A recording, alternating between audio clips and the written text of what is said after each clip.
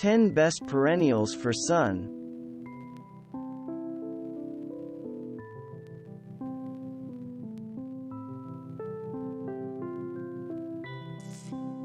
There are many types of salvia. Some are perennials. By contrast, the widely grown red salvia plants are annuals. The perennial type in the photo is Caradona. It has dark flowers like those of May night, but the spikes are narrower, giving them a more delicate appearance. Both differ in color from Blue Hill, whose flowers are lighter and, true to its name, more of a blue. Use Montauk daisies for late-season floral color. By cutting them back during the summer, you not only keep the foliage more compact but also delay blooming until fall. If white isn't your thing for a flower but you like daisy-style blossoms, another option that's a perennial for the sun is black-eyed Susans. Delphiniums are one of the more striking plants on this list. Not only do they come in some eye-catching colors, but they also stand out because of their height. Summer Skies is the cultivar in the image, but there's a darker type you can grow called Black Night.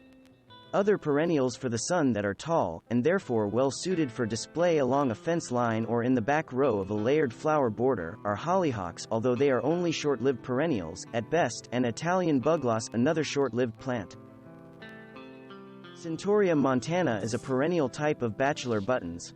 One of the cultivars is Amethyst Dream. These plants should not be confused with the annual bachelor buttons, which is classified as Centaurea cyanus. One of the features of Centaurea montana is the delicate structure of its flowers. Their color would be a close second. This perennial for the sun also comes in blue. Juxtapose them with a coarser textured flower such as Stella De Oro Daylily, and you create a wonderful contrast. You may be most familiar with the traditional purple coneflower, but other colors are available. However, take caution because bugs love to chew the petals up. But goldfinches love the seeds. This is a trade-off many find to be particularly worth it. The Stella De Oro Daylily blooms so long and requires so little care. This perennial for the sun is a workhorse, plain and simple. Of course, if you're not partial to workhorses, you might find an objection to this daylily in its very popularity. Some find it overused. But if you don't mind growing the same plant that someone else down the block may be growing, give this workhorse free rein and it will keep on plowing, with little supervision from you. Red hot poker is one of the common names for Kniphofia. This plant owns other monikers since not all types are red. One red cultivar is called Red Hot Popsicle, which is part of the Popsicle series.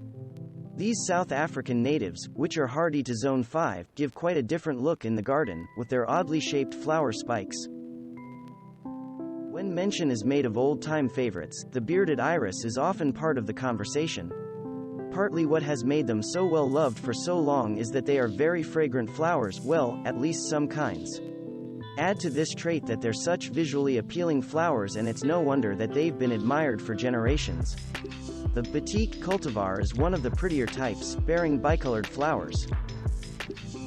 While not all of the perennials for sun on this list tolerate drought well, chocolate-dropped sedum does.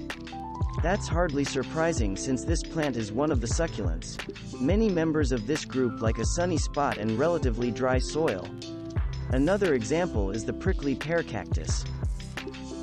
In contrast to the succulents, this plant needs to be in moist soil to thrive. A patch of creeping phlox flowing down a slope and/or tumbling over a stone wall is one of the wonders of spring, the season in which this ground cover blooms. Joe Pye weed blooms closer to the opposite end of the growing season. In between, let the hummingbird magnet, bee balm grace some sunny spot in your landscaping. Thanks for watching. Subscribe for more interesting videos. And please hit the like button for the YouTube algorithm.